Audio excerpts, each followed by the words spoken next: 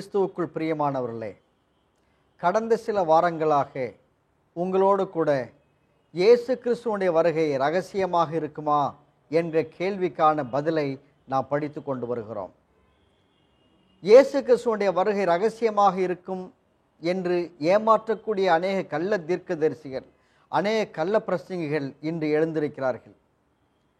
ஆனால் வேத புத்தகம் ஆண்டவராகிய இயேசு கிறிஸ்துவுடைய வருகை பகிரங்கமாகவும் வெளிப்படையாகவும் இருக்கும் என்பதை திட்டவட்டமாக சொல்லுகிறதை நாம் படித்து கொண்டு வருகிறோம். எந்தெந்த வசனங்களையெல்லாம் அவர்கள் ரகசிய வருகைக்கு எடுத்து சொல்லுகிறார்களோ அவைகளெல்லாம் ஆண்டவராகிய இயேசு கிறிஸ்துவுடைய வருகையை குறித்து, இரண்டாம் வருகையை குறித்து சொல்லுகிறது என்பது நாம் இதுவரைக்கும் கற்றறிந்தோம். இன்று இன்னும் ஒரு முக்கியமான வசனத்தை உங்கள் பார்வைக்கு கொண்டு வர வேண்டும் என்று விரும்புகிறேன். 70வது வாரம் இனிமேலா வரப்போகிறது என்ற கேள்வியை நான் உங்கள் முன்னதாக வைக்க வேண்டும் என்று விரும்புகிறேன். தானியேல் தீர்க்கதரிசன புத்தகத்தில் 9ஆம் அதிகாரம் 24 முதல் 27 வசனங்களை மேற்கோள் காட்டி இரகசிய வருகையை குறித்து பிரசங்கிக்கும் பிரசங்கிகள் 7 ஆண்டு உபத்திரவம் உண்டாகும் என்றும், அந்தி கிறிஸ்து யூதர்களோடே உடன்படிக்கை செய்வான் என்றும், பின்பாக உடன்படிக்கையை முறித்து போடுவான் என்றும், எருசலேமிலே 3வது ஆலயம் கட்டப்படும் என்றும் கூறுகின்றார்கள். இவைகளெல்லாம் உண்மைதானா? வேத புத்தகம் அப்படித்தான் சொல்லுகின்றதா? 70 வார தீர்க்க தரிசனத்தை பற்றி நாம் அறிந்திருக்க வேண்டிய மிக முக்கியமான காரியங்கள் என்னென்ன என்பதை இன்று உங்களோடு பகிர்ந்து கொள்ள வேண்டும் என்று விரும்புகிறேன். தானியேல் தீர்க்க தரிசன புத்தகத்தில் மிக முக்கியமான பகுதி இதுதான். ஏனென்றால் இந்த பகுதியிலே தான் மேசியாவை பற்றிய வாக்கு தத்தம் கொடுக்கப்பட்டிருக்கிறது. மேசியா எப்பொழுது வருவார் என்பதை பற்றிய தீர்க்கமான வார்த்தைகள் இங்கேதான் சொல்லப்பட்டிருக்கின்றன. இந்த முக்கியமான தீர்க்க தரிசனத்தை அவர்கள் படித்து அறிந்திருந்திருப்பார்கள் என்றால், மேசியாவாகிய கிறிஸ்து இந்த உலகத்திற்கு வந்தபோது அவரை ஏற்றுக்கொண்டிருந்திருப்பார்கள், அங்கீகரித்திருப்பார்கள். மாறாக அவர்கள் அவரை நிராகரித்து புறக்கணித்து சிலுவையில் அறைந்தது மிக வேதனையான காரியமாகும். இயேசு கிறிஸ்துவை அவர்கள் ஏற்றுக்கொண்டிருந்திருப்பார்கள் என்றால் யூதருடைய சரித்திரம் மிக மேன்மையான சரித்திரமாக, மகிமையான சரித்திரமாக இருந்திருக்கும். மாறாக அவருடைய சரித்திரம் மிகவும் வேதனையான சரித்திரமாக இன்றைக்கு இருக்கிறதை நாம் பார்க்கிறோம். இயேசு கிறிஸ்துவை அவர்கள் புறக்கணித்ததோடு அல்லாமல் அவரை கல்வாரி சிலுவையில் அடித்தார்கள். அதற்கு காரணம் யார்? யூத மார்க்கத்திலே அமைந்த போதகர்களும் குருமார்களும் ரபிமார்களும் அல்லவா? அப்படி அவர்கள்தான் காரணம் என்று சொன்னால் நீங்கள் நம்புவீர்களா? ஆனால் உண்மை அதுதான். நீங்கள் நம்பினாலும் நம்பாவிட்டாலும் உண்மை அதுதான். ஜனங்கள் இந்த ரபிமார்களையும் போதகர்களையும் நல்லவர்கள் என்றும் அவர்கள் சொல்வது தெய்வ வாக்கு என்றும் எடுத்துக்கொண்டபடியினாலே அவர்களோடு கூட சேர்ந்து இயேசு கிறிஸ்துவை கல்வாரி சிலுவையிலே அடிப்பதற்கு ஒப்பு கொடுத்தார்கள். இவனுடைய பாவம் எங்கள் மேலும் எங்களுடைய பிள்ளைகள் மேலும் இருக்கட்டும், இவனுடைய இரத்தப்பழி எங்கள் மேலும் எங்களுடைய பிள்ளைகள் மேலும் இருக்கட்டும் என்று அவர்கள் சொன்னார்கள். இவர்கள் எல்லாரும் அந்த குருமார்களை நம்பி ஏமாந்து போனார்கள். எனக்கு அன்பான தேவனுடைய பிள்ளைகளே, இந்த கடைசி காலத்திலும் அப்படிப்பட்ட ஒரு நிகழ்வுதான் நிகழப்போகிறது என்று வேதம் சொல்கிறது. அநேக கள்ள போதகர்களும் கள்ள தீர்க்கதரிசிகளும் எழும்பி கூடுமானால் தெரிந்து கொள்ளப்பட்டவர்களையும் வஞ்சிக்கத்தக்கதாக பெரிய அடையாளங்களையும் அற்புதங்களையும் செய்வார்கள் என்று ஆண்டவராகிய இயேசு கிறிஸ்து முன் அறிவிக்கிறார். அன்றைக்கு தானியேல் 9ஆம் அதிகாரம் 24 முதல் 27 வசனங்களை எவ்வாறு தவறாக புரிந்து கொண்டார்களோ அதே வசனத்தை சுட்டி காண்பித்து ஆண்டவராகிய இயேசு கிறிஸ்து ரகசியமாக வரப்போகிறார் என்றும், அந்தி கிறிஸ்துவை பற்றி இந்த வசனம் சொல்லுகிறது என்று சொல்லுகிறார்கள். ஆனால் ஒரு காரியத்தை நீங்கள் நன்றாக கவனிக்க வேண்டும். இந்த தீர்க்க தரிசனங்கள் எல்லாம் மிக திட்டவட்டமாக நிறைவேறிவிட்டது என்று நாம் அறிவோமேயானால் அது நமக்கு பயனுள்ளதாக இருக்கும்.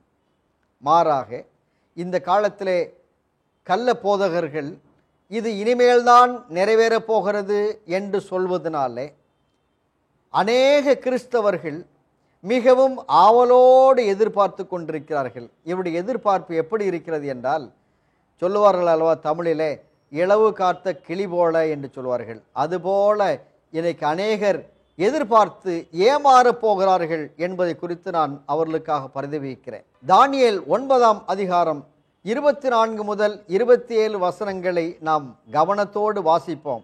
தயவு செய்து இந்த வசனங்களை நீங்கள் கவனிக்கும்படி கேட்டுக்கொள்கிறேன்.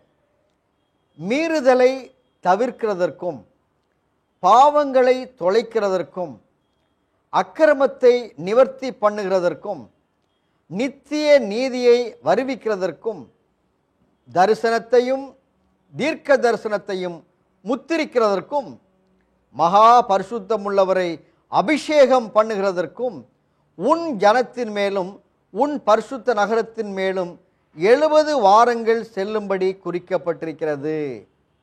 இப்போதும் நீ அறிந்து உணர்ந்து கொள்ள வேண்டியது என்னவென்றால், எருசலேமை திரும்ப எடுப்பித்து கட்டுவதற்கான கட்டளை வெளிப்படுவது முதல் பிரபுவாகிய மேசியா வருமட்டும் 7 வாரமும் 62 வாரமும் செல்லும். அவைகளில் வீதிகளும் அலங்கங்களும் மறுபடியும் கட்டப்படும். ஆனாலும் இடுக்கமான காலங்களில் இப்படியாகும். அந்த 62 வாரங்களுக்கு பின்பு மேசியா சங்கரிக்கப்படுவார். ஆனாலும் தமக்காக அல்ல, நகரத்தையும் பரிசுத்த ஸ்தலத்தையும் வரப்போகிற பிரபுவின் ஜனங்கள் அழித்து போடுவார்கள். அதன் முடிவு ஜலப்பிரவாகம் போல இருக்கும். முடிவு பரியந்தம் யுத்தமும் நாசமும் உண்டாக நியமிக்கப்பட்டது. அவர் 1 வாரம் அளவும் அநேகருக்கு உடன்படிக்கையை உறுதிப்படுத்தி அந்த வாரம் பாதி சென்ற போது பலியையும் காணிக்கையையும் ஒழிய பண்ணுவார். அருவருப்பான செட்டைகளோடே பாழாக்குகிறவன் வந்து இறங்குவான். நிர்ணயிக்கப்பட்டிருக்கிற நிர்மூலம் பாழாக்குகிறவன் மேல் தீர் மட்டும் சொரியும் என்றான். இங்கே சொல்லப்பட்ட 70 வாரங்கள் எருசலேம் மற்றும் யூதர்களுக்காக கொடுக்கப்பட்ட அல்லது ஒதுக்கப்பட்ட காலம் என்பதை நாம் விளங்கிக் கொள்ள வேண்டும். ஏனென்றால் 24ஆம் வசனத்திலே நாம் வாசிக்கிறோம், உன் ஜனத்தின் மேலும் உன் பரிசுத்த நகரத்தின் மேலும் 70 வாரங்கள் செல்லும்படி குறிக்கப்பட்டிருக்கிறது. இந்த 70 வாரங்களும் எருசலேம் நகரத்திற்காகவும் யூத ஜனங்களுக்காகவும் கொடுக்கப்பட்டிருந்த காலம் என்பதை நாம் மனதிலே கொள்ள வேண்டும். மேலும் தீர்க்கதரிசன கால அளவின்படி ஒரு நாள் என்பது 1 வருடத்திற்கு சமமாகும். இங்கே சொல்லப்பட்ட காலம் அடையாள காலம். அதாவது ஒரு நாள் என்பது 1 வருஷத்திற்கு ஒப்பான காலமாகும். தீர்க்க தரிசனத்திலே அடையாளமாக சொல்லப்பட்டவைகளை அந்த அடையாளமாகவே நாம் எடுத்துக்கொள்ள வேண்டும். அதை நேரடியாக எடுத்துக்கொள்ளக்கூடாது. என்னாகமும் 14ஆம் அதிகாரம் 34ஆம் வசனத்திலே, நீங்கள் தேசத்தை சுற்றி பார்த்த 40 நாள் இலக்கத்தின்படியே ஒவ்வொரு நாள் ஒவ்வொரு வருஷமாக நீங்கள் 40 வருஷம் உங்கள் அக்கிரமங்களை சுமந்து என் உடன்படிக்கைக்கு வந்த மாறுதலை உணருவீர்கள். இஸ்ரவேல் ஜனங்கள் கானான் தேசத்திற்கு போவதற்கு முன்னாக 12 பேரை அனுப்பி வேவு பார்த்தார்கள். அந்த 12 பேரும் 40 நாள் அந்த தேசத்தை சுற்றி பார்த்து வந்தார்கள்.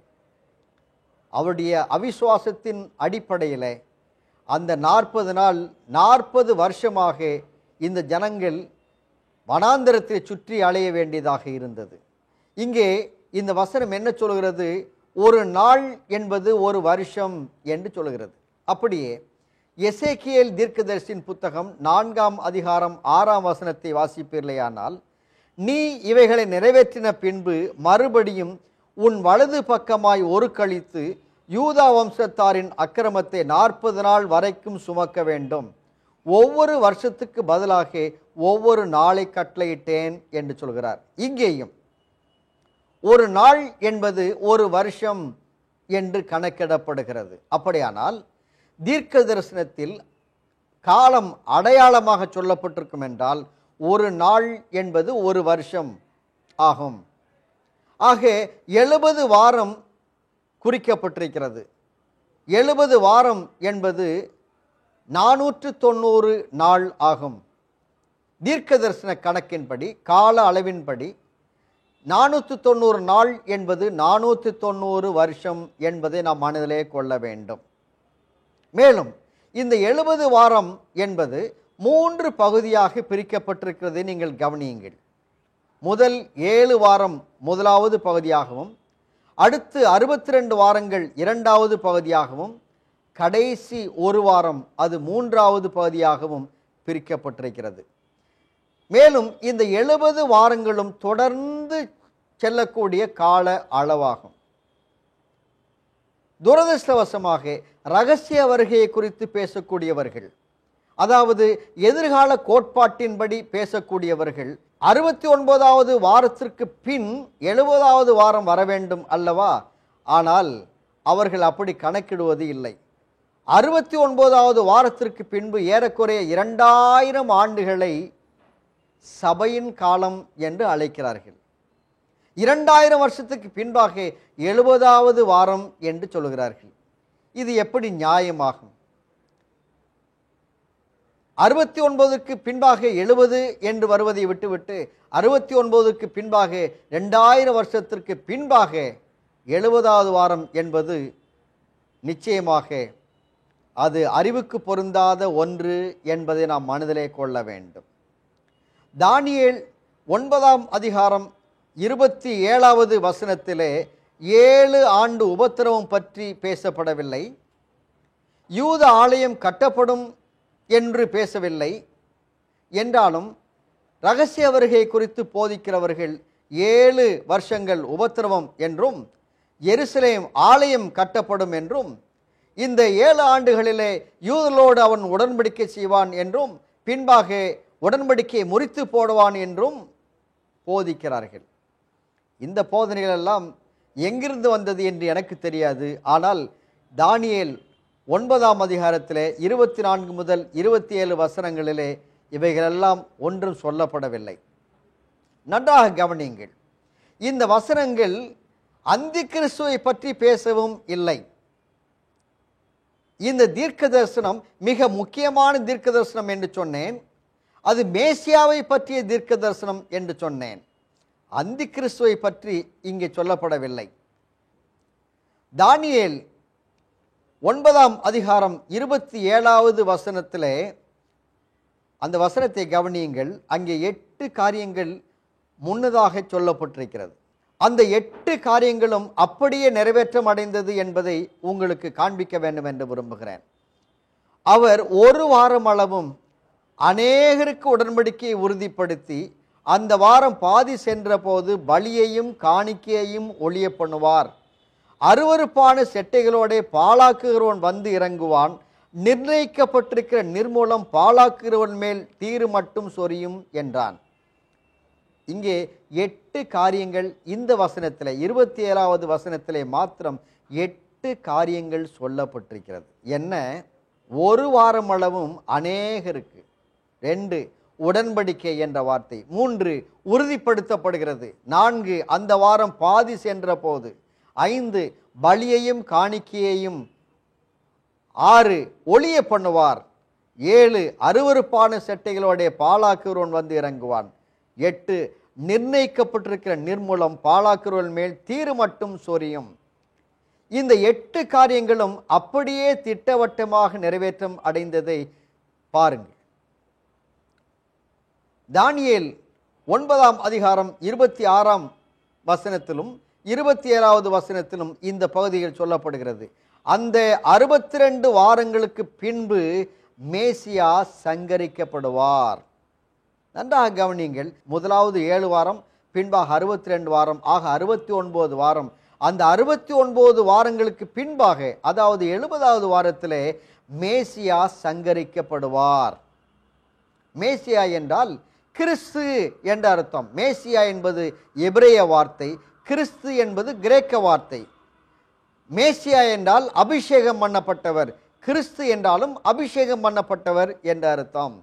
இங்கே மேசியா சங்கரிக்கப்படுவார் என்று வசனம் சொல்லுகிறது. 27வது வசனத்தின் பகுதியை நான் வாசிக்கிறேன். அவர் ஒரு வாரம் அளவும் அநேகருக்கு உடன்படிக்கையை உறுதிப்படுத்தி அந்த வாரம் பாதி சென்ற போது. மேசியா எப்பொழுது சங்கரிக்கப்படுவாராம்? அந்த வாரத்தினுடைய பாதி சென்ற போது. வேத வாக்கியம் சொல்லுகிறபடி ஆண்டவராகிய இயேசு கிறிஸ்து 3.5 ஆண்டுகள் ஊழியம் செய்தார். அவருடைய ஊழியத்தின் முடிவிலே 3.5 ஆண்டு முடிவிலே அவர் சிலுவையிலே அறையப்பட்டார். ஆண்டவராகிய இயேசு கிறிஸ்து கல்வாரி சிலுவையிலே அறையப்பட்டார். இரண்டாவதாக, அவர் ஒரு வாரம் அளவும் அநேகருக்கு உடன்படிக்கையை உறுதிப்படுத்தி, இங்கே உடன்படிக்கையை உறுதிப்படுத்துவார் என்று சொல்லப்பட்டிருக்கிறது. நன்றாக கவனியுங்கள். உடன்படிக்கை என்பது தேவன் அவருடைய பிள்ளைகளோடு, அவருடைய ஜனங்களோடு ஏற்படுத்தி கொண்டதாகும். இந்த உடன்படிக்கை கிறிஸ்துவோடு தான் இணைக்கிறதே தவிர வேறு யாருடனும் இணைக்கவில்லை. தேவன் தான் அவருடைய ஜனங்களோட உடன்படிக்கை செய்து கொண்டாரே தவிர அந்தி கிறிஸ்து உடன்படிக்கை செய்வான் என்று நீங்கள் இங்கே வாசிக்கிறது இல்லை. உடன்படிக்கை மேசியாவாகிய கிறிஸ்துவோடு சம்பந்தப்பட்ட வார்த்தை என்பதை நாம் மனதிலே கொள்ள வேண்டும். மூன்றாவதாக, அவர் ஒரு வாரம் அளவும் அநேகருக்கு உடன்படிக்கையை உறுதிப்படுத்தி, ஒருவர் அல்ல, 2 பேர் அல்ல, அநேகருக்கு.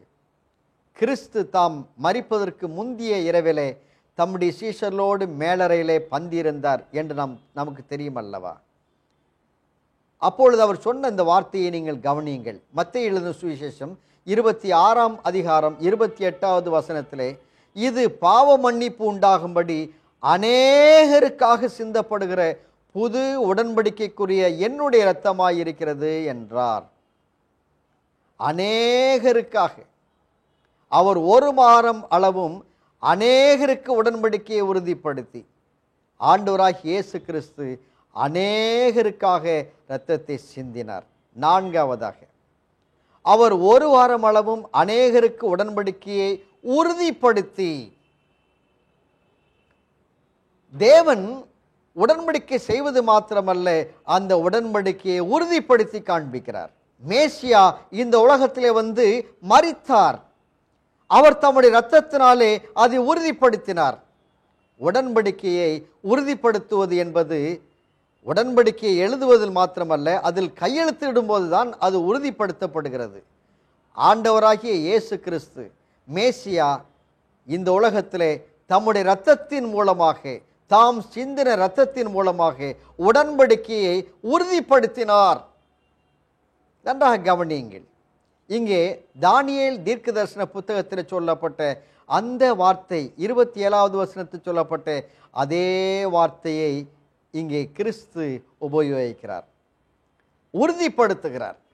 ஐந்தாவதாக, அவர் ஒரு வாரம் அளவும் அநேகருக்கு உடன்படிக்கையை உறுதிப்படுத்தி அந்த வாரம் பாதி சென்ற போது. சரியாக 3.5 ஆண்டு. ஒரு வாரத்திற்கு 7 நாள், அரை வாரம் என்பது 3.5 நாள், அதாவது 3.5 வருஷம். அந்த வாரம் பாதி சென்ற போது ஆண்டவராகிய இயேசு கிறிஸ்து சிலுவையிலே மரித்தார். மரித்தது மாத்திரமல்ல, அந்த வசனம் சொல்கிறது, அந்த வாரம் பாதி சென்ற போது பலியையும் காணிக்கையையும் ஒழிய பண்ணுவார். பலியையும் காணிக்கையையும் ஒழிய பண்ணுவார். இயேசு கிறிஸ்து கல்வாரி சிலுவையிலே மரித்த போது அவர் பலியையும் காணிக்கையும் ஒழிய பண்ணினாரா? ஆம்.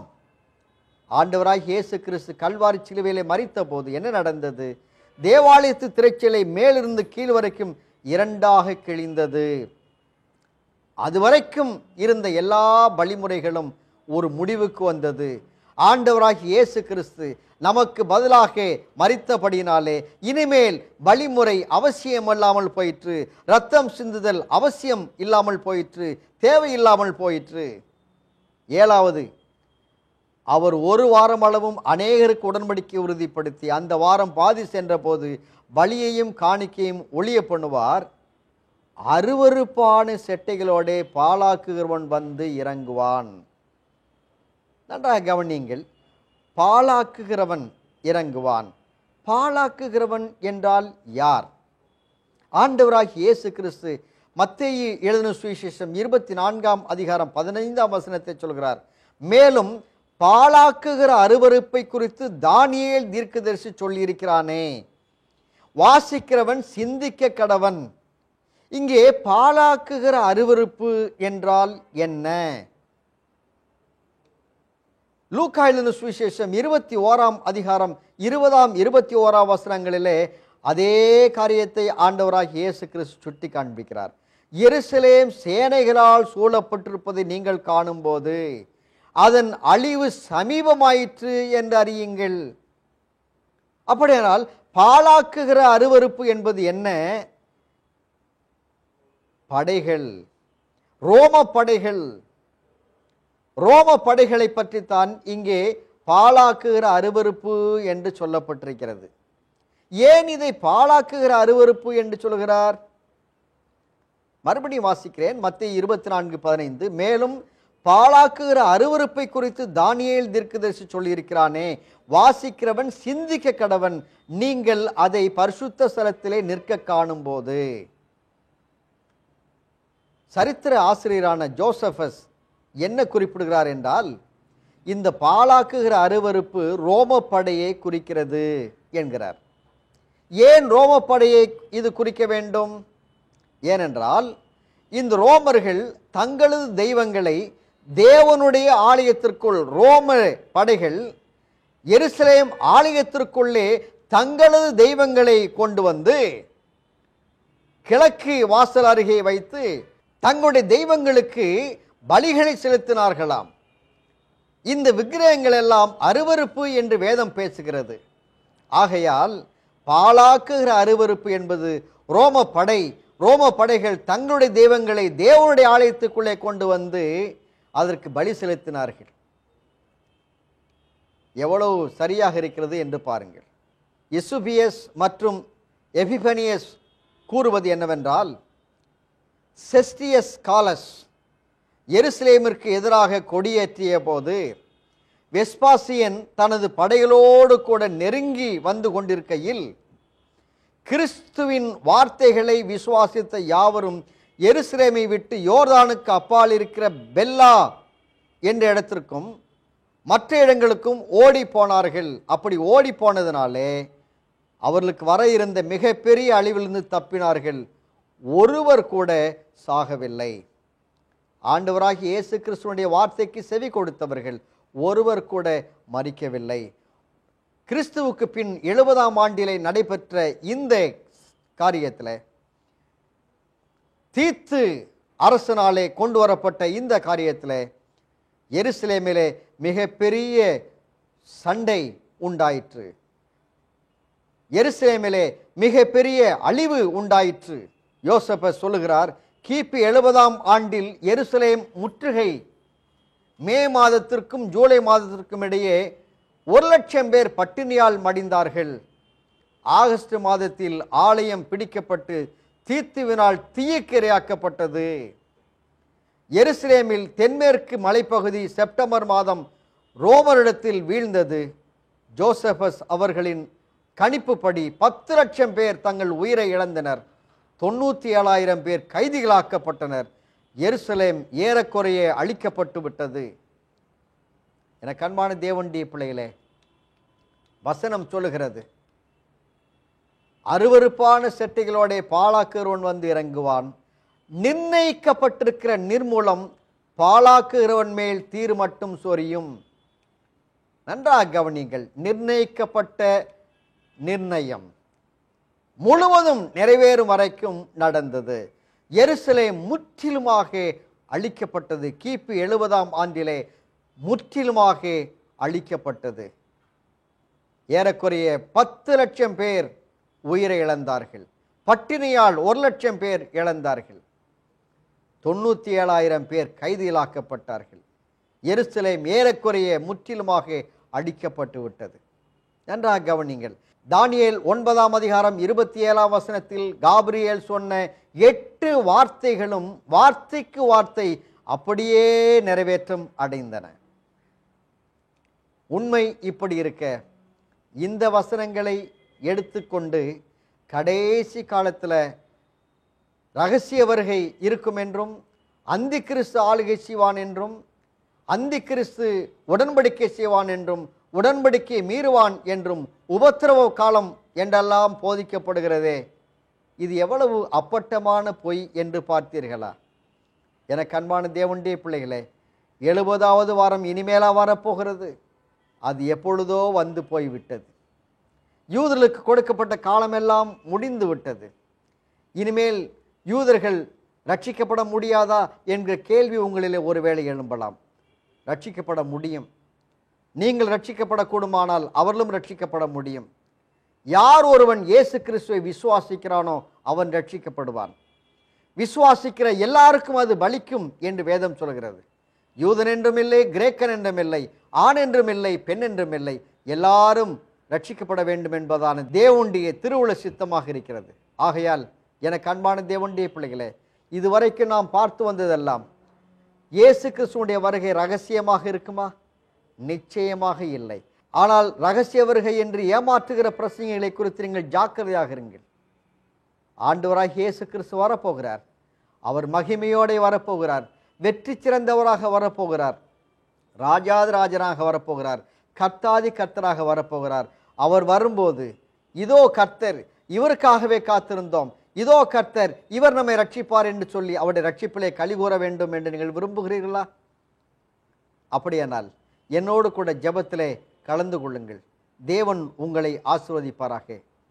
எங்கள் அன்புள்ள ஆண்டவரே, வேத வசனத்தின் வாயிலாக நீர் எங்களோடு பேசினதற்காக நன்றி ஆண்டவரே. வேத வாக்கியங்களை ஆராய்ந்து பாருங்கள் என்று எங்களுக்கு ஏன் சொன்னீர் என்பது இப்பொழுது புரிகிறது. இந்த கடைசி காலத்திலே பிசாசானவன் வஞ்சிப்பான் என்பதை அறிந்து நாங்கள் கவனத்தோடு வேத வசனத்தை பின்பற்றி போக எங்களுக்கு உதவி செய்தோம். உம்முடைய உத்தமமான வழியில் நடக்க எங்களுக்கு உதவி செய்தரலாம். உம்முடைய வருகையிலே பாவிகளாய் எங்கள் பேரில் இரக்கமாயிருந்து உம்முடைய வருகையில் எங்களை ஏற்றுக்கொள்ளும்.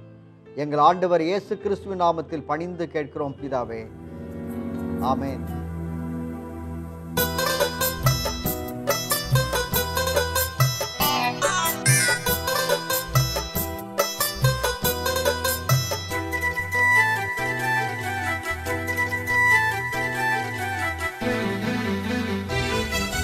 மேகமீதில் தூதரோடிதோ இதோ, மேகமீதில் தூதரோடிதோ இதோ, மேஸ்தயா கிறிஸ்தேசயா என தாசன் ஏசையா, வாரார் வாரார் மக கம்பீரமா, வாரார் வாரார் மக கம்பீரமா.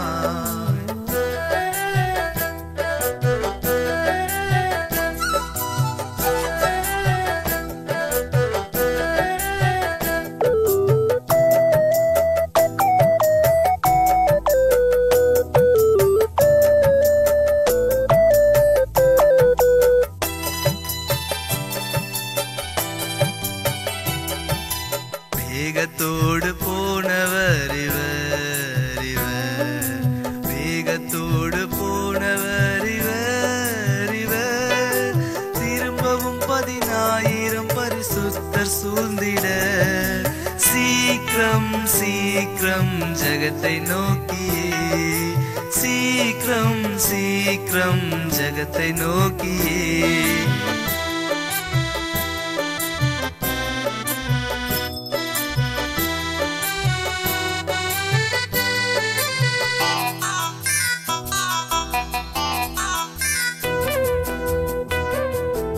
ஒலிவமலை விட்டேகினாரப்போ அப்போ, ஒலிவமலை விட்டேகினாரப்போ அப்போ, உருவத்தோடவ திரும்புவதை நாம் உற்று நோக்குவோம், கூடி பாடி வந்து போற்றுவோம், கூடி பாடி வந்து போற்றுவோம்.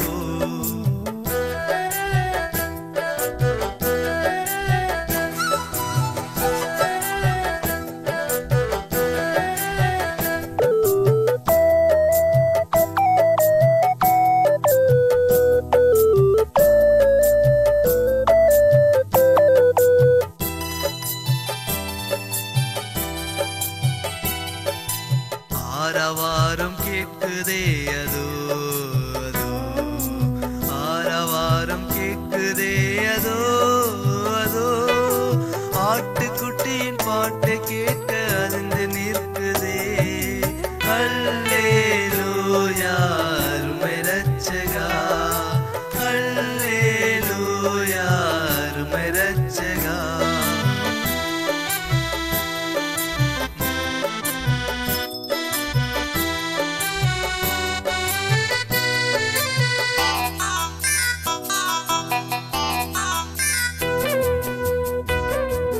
மனுவேல் ராஜன் வருகிறார் இதோ இதோ, மனுவேல் ராஜன் வருகிறார் இதோ இதோ, மலை நடுங்கிட புவி